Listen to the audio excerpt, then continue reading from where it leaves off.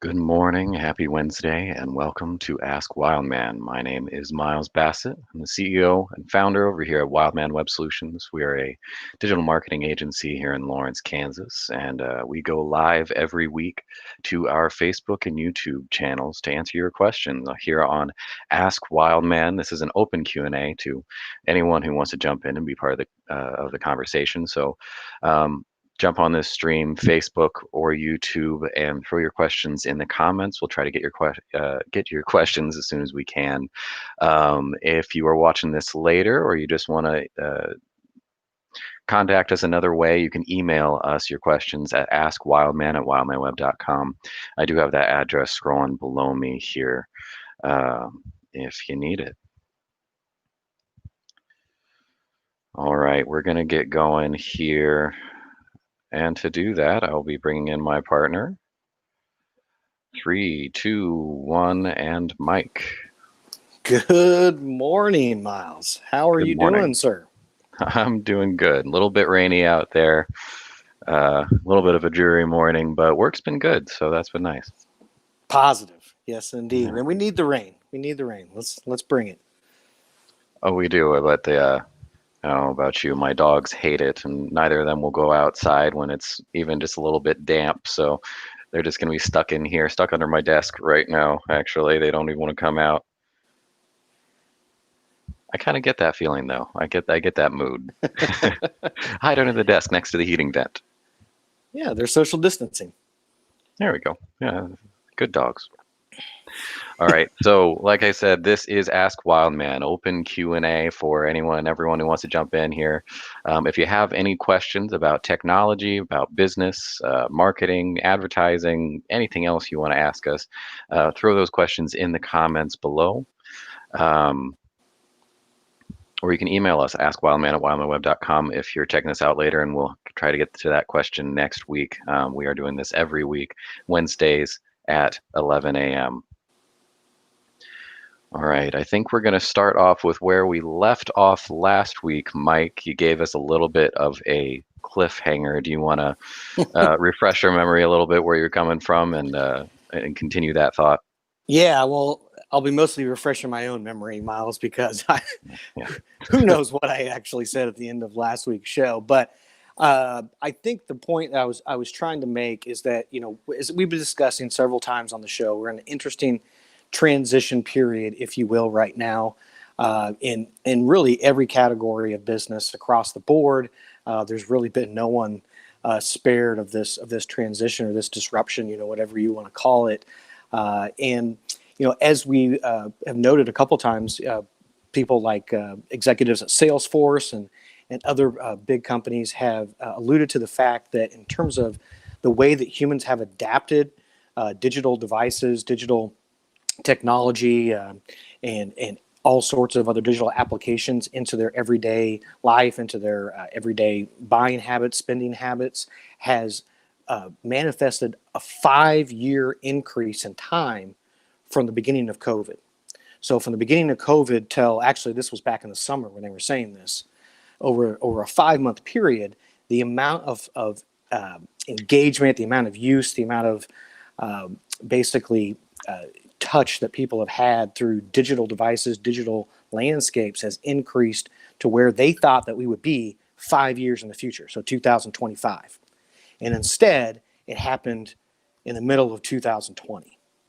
So that's a really big leap, and something that I think we should all take a little bit of time to think about, because it has ramifications across, like I said, all industries and all sizes of business. And so what I was really saying, I think at the end of last week, as I was posing this question, which I wanted to get your thoughts on. And again, I'm open to changing my mind and having an argument about this, or a discussion, if you will, because I don't know if I'm sold on this idea completely myself. But it seems to me that we, pre-COVID, we were in an era that could arguably have been called the easiest time, or the less resistance, in order for somebody to start a small business and to be successful as a small business. Now, of course, it's never easy to be a small business. It's probably one of the hardest things that anyone could ever do in their life. But given the amount of technology that was available, the low barrier of entry, in some things, like drop shipping and e-commerce, and all of these new-ish innovations that have been coming on board, AI and things like that, people were able to do a lot more with a lot less than they had ever been able to do before. You were able to open up a clothing company and ship clothes to all over the world without ever holding a physical piece of inventory or having to deal with a warehouse or having to deal with a huge staff or any of these things that came along with the traditional business models. So that was great. And the economy was booming, and entrepreneurs were at an all-time high. There was a little bit maybe of some deception going on too, that a lot of people were getting into the entrepreneurial space, getting into the small business space because they thought it was so easy, because there were these low barriers of entry. And while it was easier than maybe it had been in the past, as I mentioned before, it's still one of the hardest things in the world. So there was a little bit of Gary Vee calls it the era of fake entrepreneurship. There was just there was way too many entrepreneurs in the system because it was easy to get into the system, right? It's the common thing that happens in a boom cycle, right? The Austrian theory of economics has a boom and bust cycle, which basically says that during the good times, it's really, really easy for you to get investment from places, as we saw in Silicon Valley, was angel investors were dropping from the sky to invest in anybody that had an idea, an app. And so it creates a lot of malinvestment, which means that money goes to things that aren't necessarily proven to be worthy or prosperous in the marketplace. But since there's an abundance of cash, there's an abundance of money and dollars happening, that this stuff can be kind of spread around, and the losses are mixed in with the good stuff, and it's not as bad. That's what happens in the boom.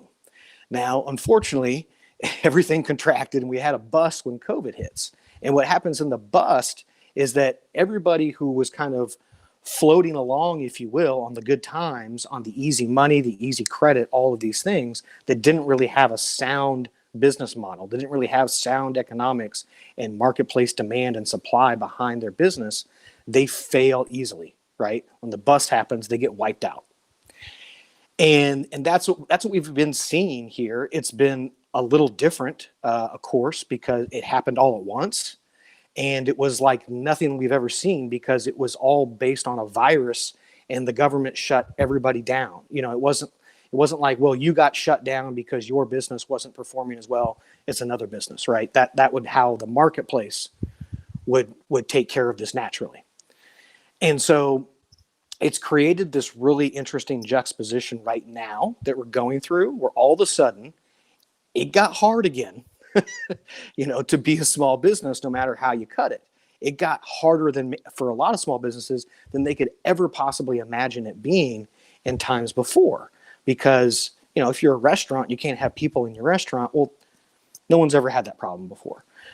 So it presented a whole new set of challenges. Now, the really good news here is that there's been a lot of innovations, and we've talked about some of these on the show. I've given a lot of love to the grocery stores and people like that who have, utilized apps and online ordering for people to do curbside pickup, and the restaurants have adapted that same way. So there's been a lot of great innovations that have helped a lot of businesses survive so far. But here's the second part of my question. I know I'm getting a little long-winded with this question, Miles. If that was the easiest time pre-COVID, and now we're kind of going through this no man, no woman's land of we don't know what's really going on, but things are getting a lot harder all of a sudden. What then happens in, say, 5 years if technology advances another 5 years? And let's just say we don't have another COVID, we don't have another shutdown, but it just progresses naturally. If businesses today don't continue to innovate and don't continue to change their business model and update their business model, and I know some people don't like to hear this word pivot, but pivot their assumptions and their game plan. I'm a little scared about what's going to happen to a lot of these small businesses. And I use the example of Kodak.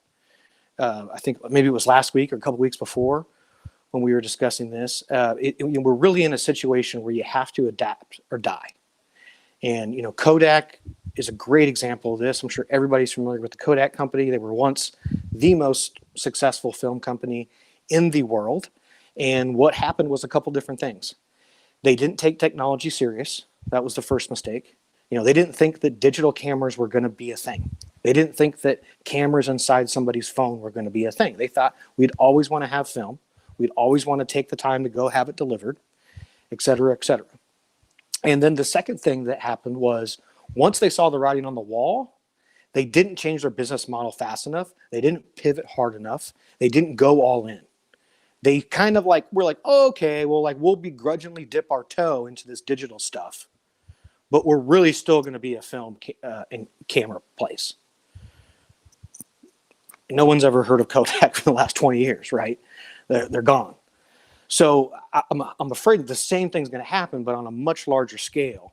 And the people who are going to bear the brunt of this are specifically the small business owners. The people who were getting by with a Wix site with no e-commerce store and posting twice a week on their Facebook page pre-COVID, right? That was during the boom. Okay, we could get away with that kind of stuff. Okay, so and here's the last part of the question that I really want you to give your technological expertise on, because the biggest thing that I see coming down the pipeline, which I've mentioned several times before on the show, that is really going to be a game changer here, is voice. I see that as the next revolution, if you will. Yes, AI is coming and is here. I think voice voice is part of AI, but I think it's a much more applicable use that everyday Americans will latch onto much faster than some of the other AI technology out there. And I still think that VR and all that stuff is probably 15, 20 years away. But in the near future, aside from maybe autonomous cars, I think voice is going to be the biggest disruptor across all industries. And I gave the example last week on the show at the end of what happens when I'm sitting here across from my Amazon TV and there's a Whole Foods, in my city, and I can say, order me this, order me that, order me whatever, and it shows up at my house 2 hours later. How do the smaller stores compete with that? A, and B, to me, this all really comes down with brand. Because if I tell my Google Home device, if I tell my Siri on my phone, if I tell my Amazon TV, order me a pizza, eventually there's going to be somebody paying for that space, just like there is today with SEO. All the big companies and all the small companies jockey for position on Google rankings and SEO, right? And then SEM. The same thing is going to be happening in voice. There's already people building Alexa skills on top of the Alexa platform, so their business will be found before anybody else's. It's brilliant, and everybody out there should be doing it. But the problem is that most of the small businesses are still trying to figure out why they should not have a Wix site, and they're not even contemplating this, right? So I'm really afraid that they're going to get like Kodak did, and they're going to finally see the writing on the wall. It's going to be too late. They won't be able to go all in, and it's game over. So to me, there's a couple things, and this is what I want you to fill in the blanks for me on the technology side. What can we be doing right now? Because to me, on the marketing and advertising side, again, this all comes down to brand. If I'm Rudy's Pizza, I'm investing everything I have in brand. So when somebody says thinks pizza, they think Rudy's, and they don't think, let me ask Alexa or let me Google it, right? Like just how we say today, you should have an app for your business on somebody's phone so they skip the search, so they don't go to Google and type in pizza. Well, it's the same thing, except this is going to be somebody's mouth. I mean, this is what's so funny is that it's all going back to 1960s Mad Men advertising, right? It's like that stuff is still going to be in play here because top of mind awareness, what could be more top of mind awareness than the first thing that comes out of my mouth? Miles, what do you think? Are we going into a more difficult period for small businesses, or will this trend continue that we saw pre-COVID, where the barrier of entry for a small business in order to connect with people becomes lower and lower, and thus there's more opportunity than ever before? Tell me where I'm right or wrong. Well, first, I want to commend you on a 20-minute question. That was incredible. There might, Second, if this whole marketing thing doesn't work out, I'll just become a politician probably. well, that work. That work. Yeah, I make a lot of more money over there. A lot more Um, money. um, so I guess my answer is going to boil down to it'll boil down to a single phrase, and then I'll expand out on all that. And that is, I think that this is really going to mean that we being small business owners, I'm lumping us into that as well because we're going to have to take some of our own medicine here. Um, we have to work smarter, not harder. Um, I think that that's really going to combat a lot of the issues that you have there, and it's going to, um, well, it's going to give a death sentence to a lot of people as well if they don't take that advice. Because, well, firstly, there are people like us out there, digital agencies, tech companies, people out there making new tools to make this easier, to lower that barrier of entry. They're really the reason why we are where we are.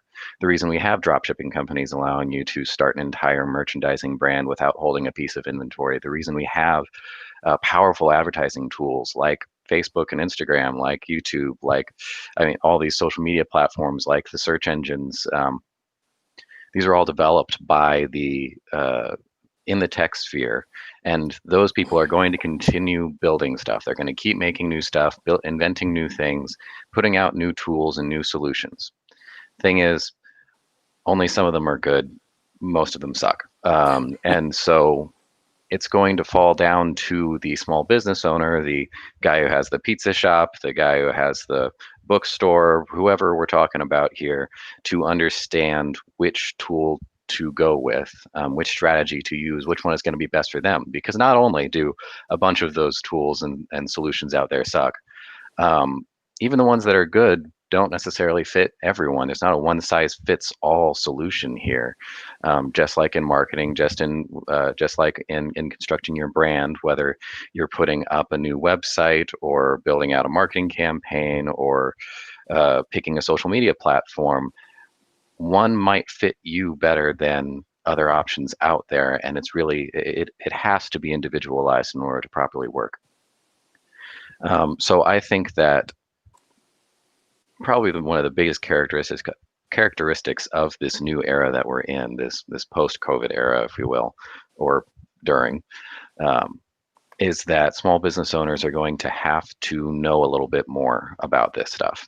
I feel like up until this point, a lot of people have been brushing it off, or maybe they've just been kind of attacking it in more of a trial and error style of approach. They come in, try something, that doesn't work, try something else, that doesn't work, and then finally on trial 3, 4, 5, find something that fits and that works for them.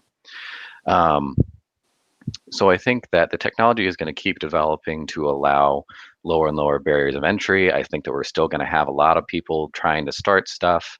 Um, I don't really think that that's going away anytime soon just because of how technology works. But I do think that small businesses are going to have less of an opportunity to fail in that manner than we could before. I was telling you earlier, like half the people that we have coming through our doors and asking us on something have said, "Well, I tried this and that didn't work. I lost a bunch of money, and then I tried this, and then this drove me mad, and we spent a bunch of time on it, and it didn't work. And now we're here, and then we have to get them set up and on the right path, and finding the right solutions and working with them on that." Um, what I'm worried about is as we move forward, small businesses are going to be less capable of making those initial mistakes. Mhm. That one of those things, rather than an annoyance or a frustration or maybe a setback, could be a death blow to a lot of small businesses.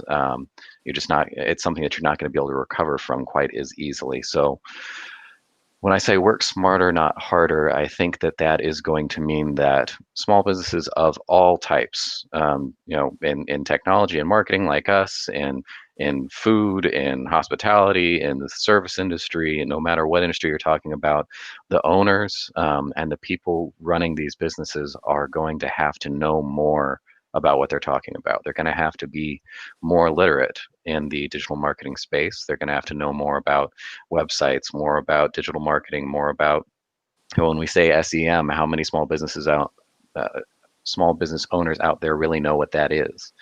Um, I feel like there's some of them, but I don't think it's enough. I think that the people who are going to succeed in this new era are going to be the ones who take that time, make that investment, not monetarily, but in time and energy to learn about these things, to do Hmm. their own research, and to make sure that they at least have a base level of literacy around some of this stuff so that they can see the writing on the wall before it's too late, so that they can make those proper adjustments, they can make the right choices, make fewer mistakes, and make better use of the limited resources they have. Because small businesses, they don't have the deep pockets that big companies do.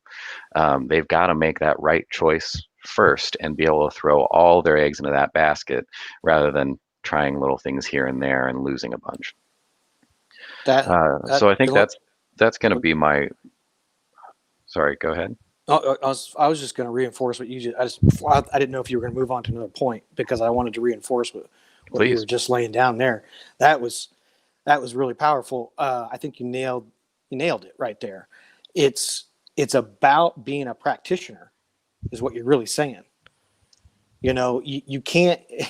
And we used to joke about this 10 years ago, but you know, you can't hire your niece or your college intern, to run your social media and do your website anymore because they get it, right? It's like it's way too important for that. And as a business owner, you have to be engaged with it. You have to be a practitioner.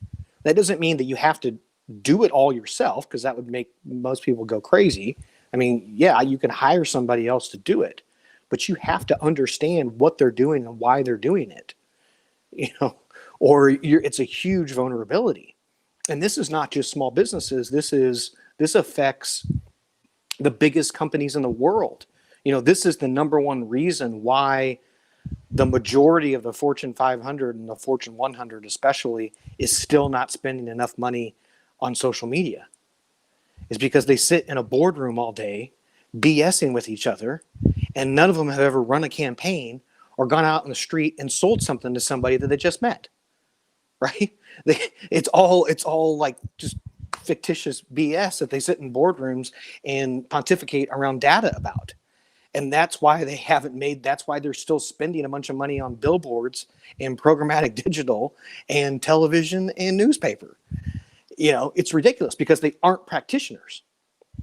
Now, the difference between them and the mom and pop business on Mass Street is that they can afford to blow a $500 million advertising budget, and their stock price would probably not be that bad, right? on There's a much smaller room for error, obviously, in a small business, which is what your point was. You can't afford to make these kind of mistakes anymore as a small business. Every dollar has got to be used efficiently, and you have to constantly be looking forward and evolving and adapting to what is happening around you in the business climate and especially in the technological climate. But I just wanted to And this reinforce that stuff, point. Keep going. well, this stuff moves so quickly. I think we all somehow have managed to adopt the memory of a goldfish when it comes to this kind of thing. But just think back not that long ago. I mean, I'm not that old, and I can remember when a lot of businesses did not have websites, and it was more important to be listed in the yellow pages. So we've gone from putting yourself in the phone book, and the social media isn't a thing, and you don't necessarily need a website or anything like that, to you absolutely need to have not only a website but a good website. You need to have a social presence. And what is a phone book? Yeah, I it's a mean, huge I put change. that's the comedic relief there at the end of that sentence, but it's also kind of true. If you talk to some people that are, just coming of age now, I have a feeling that a phone book might actually be a term of the past. So it really wasn't that long ago when these things were changing, and now all of a sudden we've had pandemic hit us. Everyone's a couple of marbles short now, um, and and we've jumped forward 5 years. Imagine how much has changed in 5 years. Imagine how much has changed in 10 years. Hmm. So I mean, back in 2010, like I said, I think I still had a brick of a flip phone, and now I have an iPhone more powerful than like supercomputers of a couple of decades ago. Um, so And where are here's you and going to be in another 5 years from now? Where are you going to be in right. 2025? And unfortunately, I don't think that there's going to be any less options. I think that's probably the point where I disagree with you here. Um, I think that that barrier of entry is going to just continue going down. I think that there's going to be more and more and more tools and technology to try to make things easier. Um, but that doesn't necessarily more choices and more options doesn't make things better necessarily. Right. So I think that there's going to be, I mean, there's a lot of people that come to us right now saying, I looked up how to do this, but there was just too much information. There's too many options. It was overwhelming. I didn't even get to step two of answering this question. I didn't get even past that initial search because there was just so much information in front of me. And Hmm. unfortunately, I think that conundrum is going to get a lot worse before it gets better. If you try to put this in perspective, considering even browsing the internet or having an email address is an invention of the last 20 plus years. Like that was really our infancy, and we're moving into something I think is a little bit more. I don't know if it's our adolescence or if we're really jumping into adulthood here. I'm not sure where that line is going to be. Um, but we're moving into something new where you can't just view your digital marketing and your online presence as a business as the icing on the cake. No, this is a significant slice. It's not to say there aren't other things. You absolutely need to be focusing on your branding, like Mike was saying last year or last week. You still need to be focusing on your products, on your services, on your customer service, all the other elements of running a successful business. But now the digital piece there is, again, not just a topping. It's not just the sprinkles on there that you toss to your niece that knows something about social media, but this is a significant chunk of your business and it needs to be given adequate gravity. Hmm. 100%, Miles. And so, a couple things there. First, to your point about where we were 10 years ago and where we're going, 5 years in the future. I think even a more macro perspective on that is like I really want you to tell me what you think about this, but to me, we're still like almost in the 1.0 infancy phase of the internet. I mean, maybe like 2.0. It's I mean, if you think about it, like, the first internet websites, the early e-commerce, the kind of community sites, America Online, those kind of things were like 1.0. Then we got social media. I guess you could make that's 2.0. But we're still like so infantile in this technology and where it can go and how many different other iterations or evolutions it can go through that, yeah, in 10, 15, 20 years, the internet could look completely different than it does right now. And so that's something, I think people just need to be aware of. And like you said, need to keep educating themselves so they're staying ahead of the trends and not necessarily jumping on every new trend that comes out there, but just being aware and understanding what is happening so that you aren't caught off guard like Kodak was.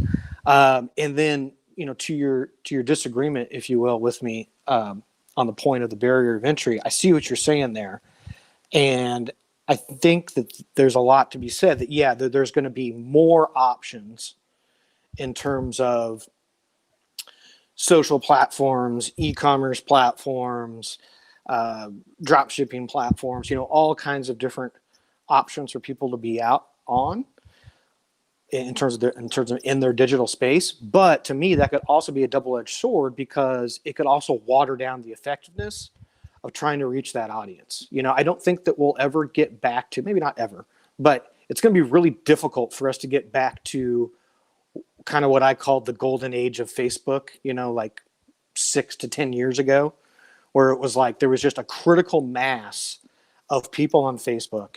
You could post for free and people would see it, a lot of it, and you could, do paid advertising and just crush the crap out of it, and get amazing results for literally pennies on the dollar.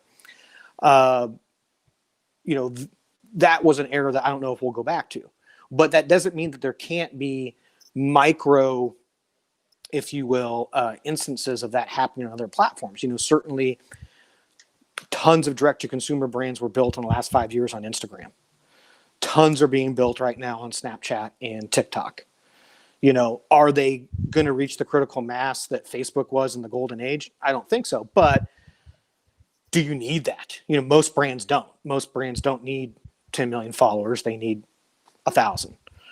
So not No, I maybe think brands, but small businesses. So it's just going to flatten the distribution, if you will. So that, yeah, there were some things that we could do super easily in the last couple of years that aren't really going to be that easy anymore. And that's why I started this whole thing with, if you want to be successful, you're going to have to work smarter, not harder. You're going to have to understand where to make the right choices, where to cut something, where to really focus on something, knowing the right tools and the right strategies. Because if you imagine a normal distribution curve, then all we're doing is flattening that. That means that the average is going to get crappier. It's going to be harder to be there.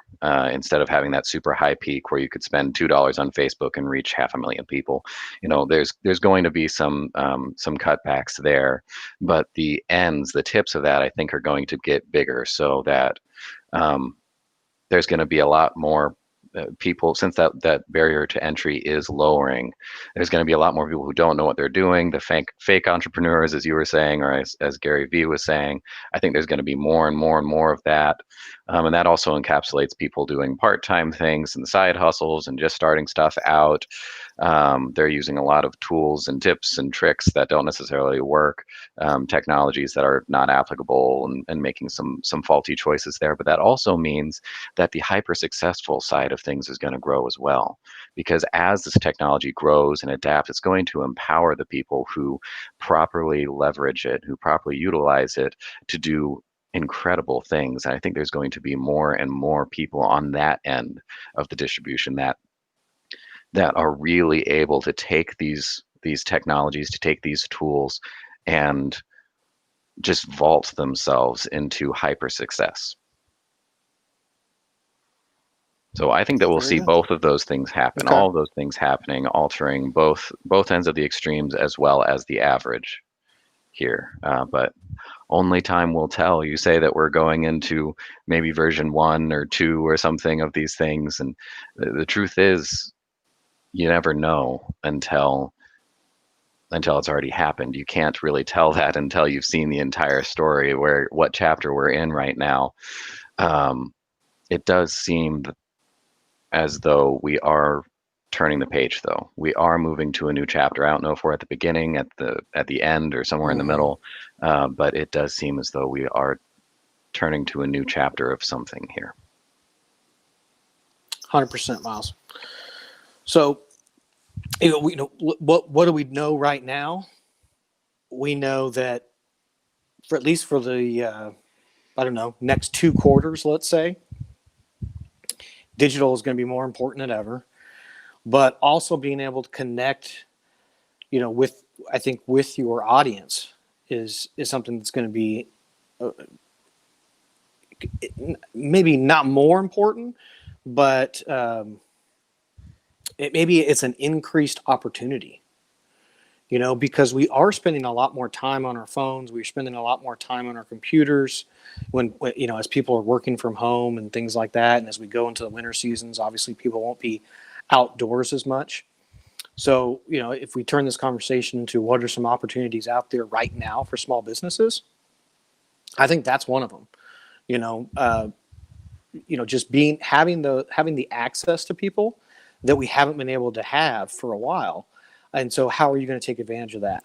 How are you going to grow your audience? How are you going to make your audience know, like, and trust you? And as I was saying before, build brand during this time.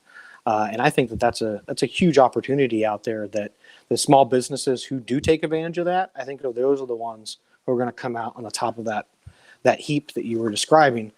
And the ones who are don't, I really see a difficult path ahead.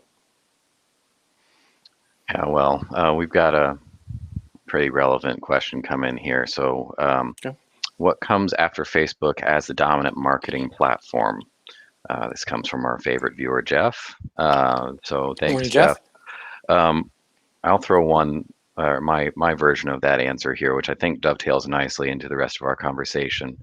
Facebook has only been the dominant platform for, well, a couple of reasons, but the main one is that they have information about their users, and that's their product that they're selling out to people. Basically, they're selling your information indirectly through advertising. So prior to this sort of digital marketing era, advertising was just you put your message out there in the biggest way possible to reach as many people possible. You try to word it the right way to encompass as many people as possible and to get your message out to anyone and everyone. Basically, this new tool allows us to cater our message to very specific small subgroups of people and to target those people, only show our message to those people.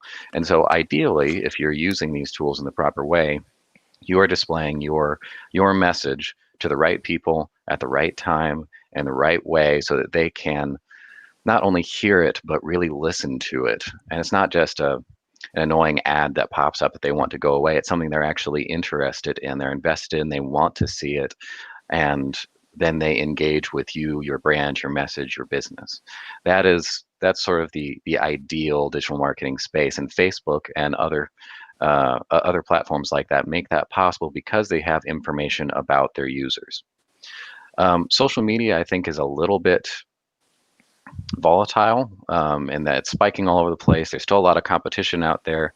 There's a lot of different platforms that have all of their different advantages and disadvantages, but we're putting Facebook and YouTube in the same bucket that way, and those are clearly vastly different platforms. That's like classic advertising putting radio and newspaper into the same category. Obviously, those are going to be you're going to have widely varying strategies on those two different platforms in order to get your message out to people. So I think that there's a lot of volatility in that space. We're probably going to see the rise and fall of a lot of different social media type platforms.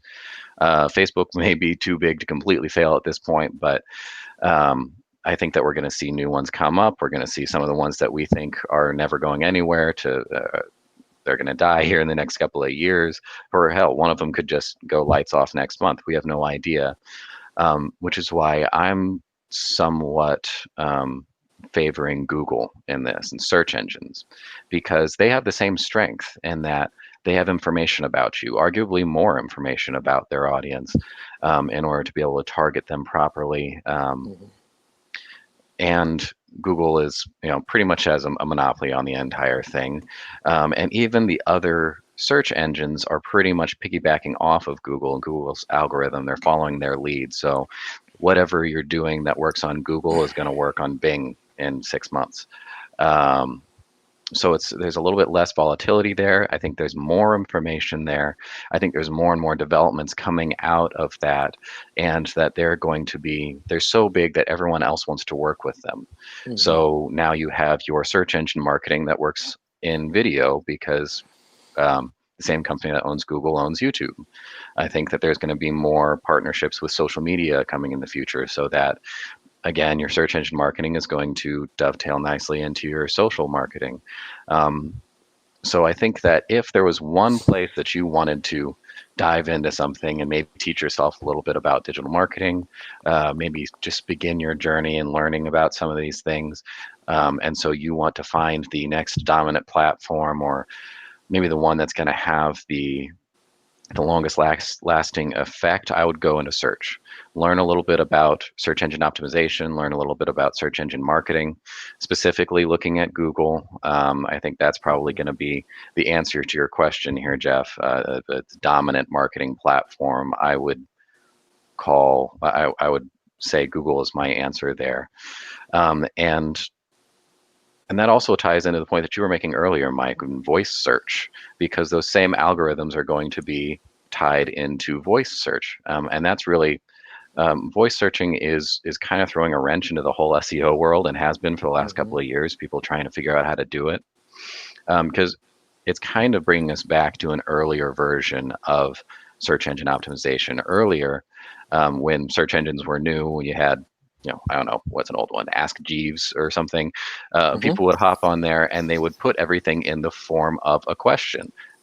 They would put in a hello Jeeves, how do I dot dot dot question mark, thank you, sincerely, Miles. That's and so people would try to optimize all of their content in the form of actual prose, actual questions, full sentence format. And then as people got smarter, they started learning how to use search engines. They realized you just had to throw keywords in there. So you just put in disjointed keywords. If you want to learn about Yep. search engine marketing, you don't go into Google and say, "Dear Google, how do I do search engine marketing?" You just do Google Ads. Boom. Or how to advertising. That's not a real sentence. And so we had to modify our search engine optimization, our marketing techniques, how we were creating content online to fit this new disjointed form of communication. Voice search is kind of bringing us all the way back full circle to where people are just speaking in normal I was going to say normal English, but this is a global thing. So in normal speech of all languages to their voice assistants and searching for something, they're saying, order me Rudy's Pizza is the example we keep giving here. Rudy's, we're going to start, collecting some advertising fees here. Yeah. Um, Or at least a couple of pies. I'll take that. Yeah. Um, so people are it's coming back to that where it's going to change how people do search, how people do optimization. It's kind of rocking that SEO world. Um, so as things change and adapt, one of the first things that's going to change and adapt with it on the technological side is going to be search. So if you're getting into something, you want to grab onto something and learn about a particular technology in the digital marketing space that's going to have lasting effects, going to have longevity, and it's going to keep you on that bleeding edge, I would go with search. Search engine marketing, search engine optimization, and the very first thing that I think that people should start there is doing keyword research. It's more exciting than you'd think, trying to find exactly what words people might search to arrive at your business and how to direct them there. It's a little bit of a logic puzzle and a little bit of trial and error, and it's more exciting than it sounds like. We actually have an article on this on our website. If you want to go to wildmanweb.com/blog now, not /articles. Actually, you can do that too. I put a redirect in there and everything, but you can go there and there is an article titled like how to keyword research or something like that, or 3 tips in keyword research. I should probably bring that up. I'll put a link in the comments here in a little bit, but use that opportunity to check out our blog, check out our articles there. There's a lot of really good resources there just to take some shallow dives into some of the things that we're talking about here. But long answer to a short question, Jeff. What comes after Facebook as the dominant marketing platform? I'm going to go search. I'm going to go Google specifically. It's a good answer, Miles. It was a great question too, Jeff. Appreciate the question there. Yeah, I guess I'll add on a little bit to what Miles said, but I thought that was a pretty good analysis there. In a really interesting question, I think right now, because uh, Jeff, whether you knew this or not, Facebook has been going through a whole lot of changes lately. The last 6 weeks have been, I don't know, a little bit of hell on earth for us Facebook advertisers out there. But I want to preface this with I think personally, Facebook Ads Manager is the greatest marketing platform that's ever been built in human history. I think that because of its diversity, the way that you can brand and you can do bottom of the funnel conversions, its reach, its frequency, its targeting, everything about it is it's the thing that changed marketing and advertising forever in my mind. When Facebook really dialed in their ads platform to be sophisticated it was just a complete game changer, and that's when it started to overtake Google. And for a while there, Google and Facebook, they battle back and forth. I don't know what the numbers are this year. I imagine um, maybe Facebook is even down a little bit since the troubles they've been having here in third and fourth quarter. But they're going through some growing pains, I would say, over there. And the Facebook ads platform has been extremely glitchy. I don't know what in the world they're trying to do. And then there was everything with the election and the Cambridge Analytics and all that stuff that came out in 2016. So they're really trying to crack down on that. They probably went way too far, and they just started banning all kinds of accounts and things like that for people that shouldn't have been banned. So there was a big backlash around them on the user base. So they have the advertisers PO'd at them right now, and they have a good section of their user base upset with them right now. But here's the big but. Mark Zuckerberg, whether you love him or hate him, you can't underestimate him. He's a bad mamma jamma CEO, and he's going to figure out a way to fix all this. And so I'm pretty confident that Facebook is going to remain the dominant marketing platform, at least until voice really matures and comes on board, full fledged. I think that Google will, especially with the YouTube factor on it, will still be a close second and will still be the biggest competitor. And if somebody was going to overtake Facebook in the next few years, I'm agreeing with Miles. I think it would be Google / YouTube. But I think Facebook and Instagram, which are connected as well under the same umbrella, I don't think that they're going to go away that easily. And like I said, I think that Zuckerberg is going to get through this little rough patch that they've had.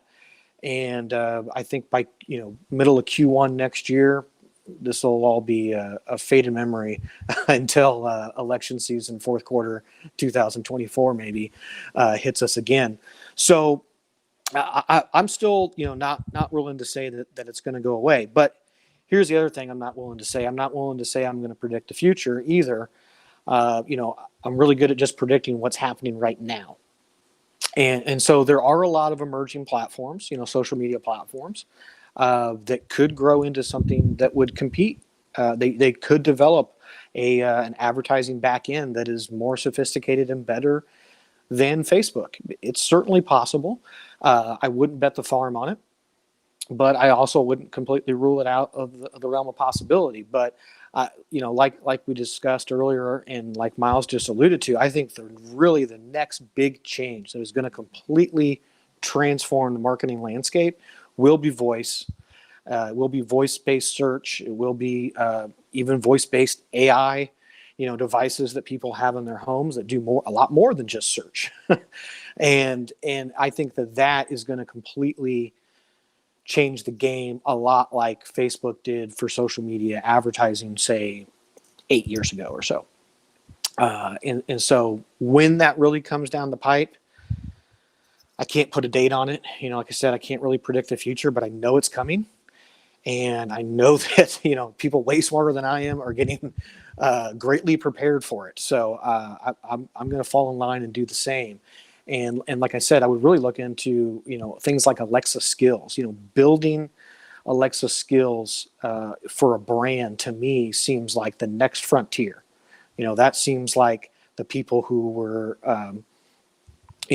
doing Google AdWords in 1998 and running Facebook ads in 2008. They're way ahead of the curve. And right now it may not make sense. And their CFO is probably super pissed at them and being like, what in the world are you doing this for? But I think that's the next land grab, so to speak. Give a shout out to our Sooner Boomer friends down there in Oklahoma. If you think about this in terms of a race to who can stake out land in the digital age, I think that's the next frontier that people are going to really want to go out and they're going to stake their claim to, and they're going to build their business on. But right now, in the immediate future, I still think it's going to be Facebook and Google.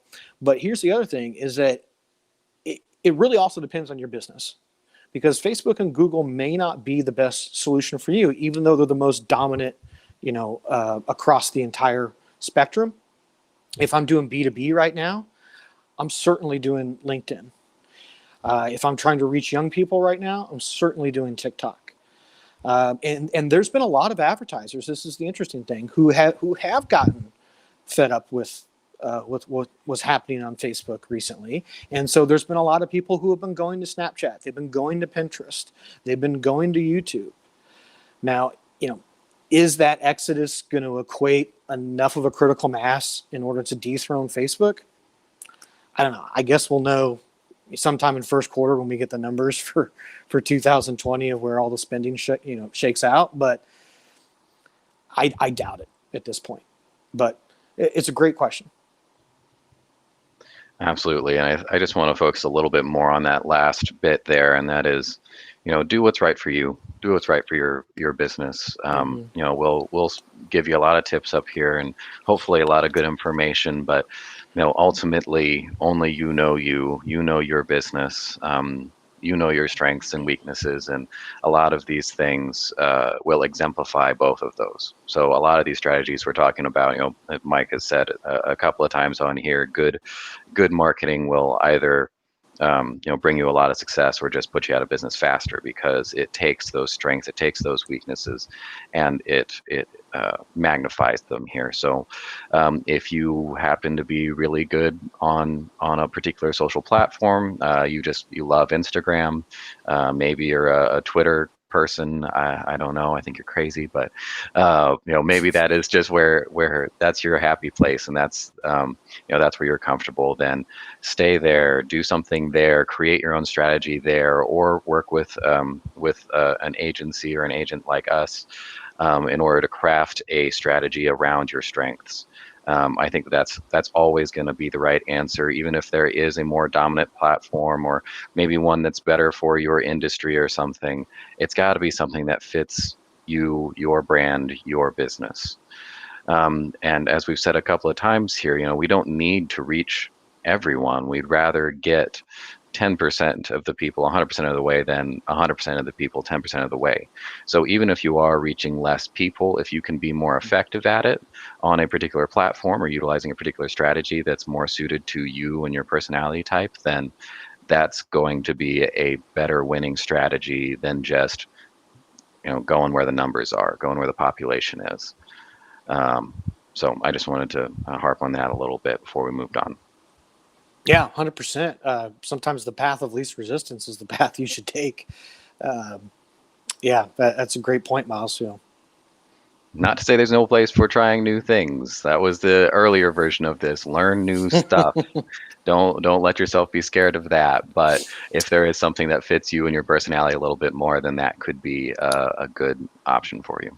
Yeah, that's a good point too, Miles. You always got to test and taste, things. So, if there is a new platform that comes out, or emerging platform, or one that you haven't tried before, and you think that it's something that your audience is on and something that you're able to communicate effectively on, there's no harm in trying it, because each platform is basically an evolution of a previous one. It's like Vine turned into Snapchat, and Musically, or no, it was Musically turned into Snapchat, Vine turned into TikTok.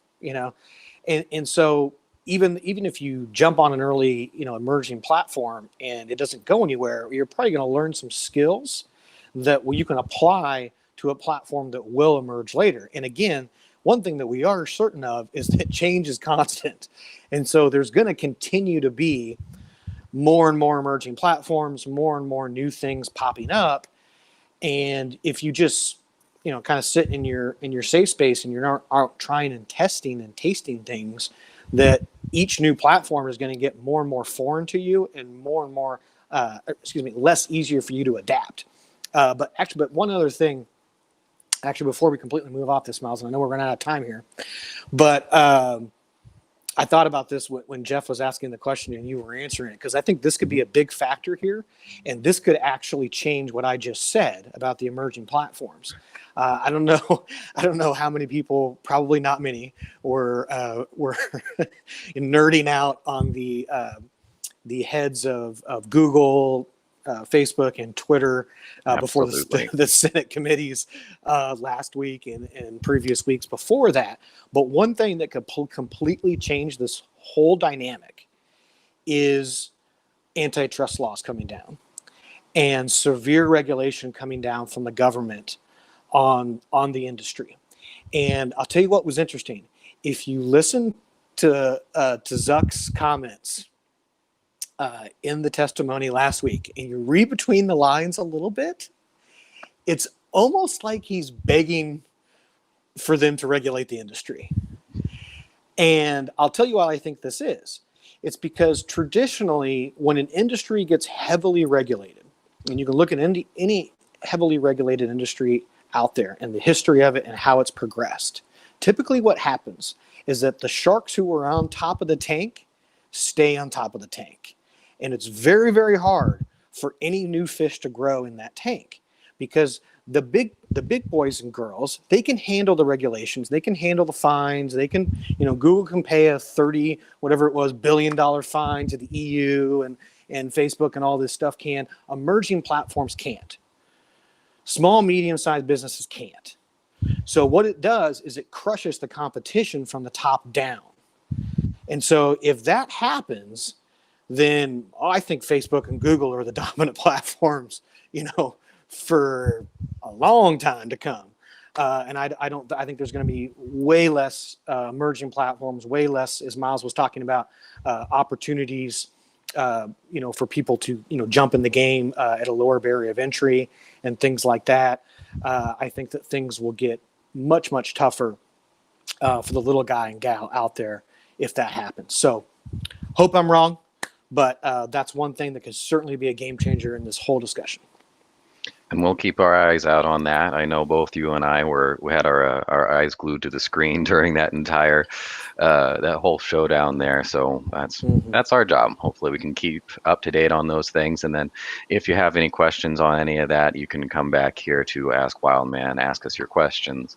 One of the main tenets of this company is to put out more information because I do think that we think that it's imperative that um, the businesses that we work with, the types of businesses we work with, small, medium-sized businesses, need to understand what's going on here. The more informed you are, the better our lives are, and the more able you are to be a practitioner, like Mike was saying earlier, rather than just Mm-hmm. a passive observer or someone that doesn't really know what the hell's going on at all. Um, so that is really one of the main tenets of our company is to put out more information to get you more relevant information, and educate as many people as we possibly can on how all this stuff works. So that's why we do this show every week, Wednesdays at 11, to answer your questions on anything and everything technology, business, marketing related. We also have a couple of other resources out there for you, and for anyone who really wants to dive into this stuff. You can check out our website, wildmanweb.com. Actually, I just redesigned the entire website, so if you haven't seen it recently, go back there. It's beautiful.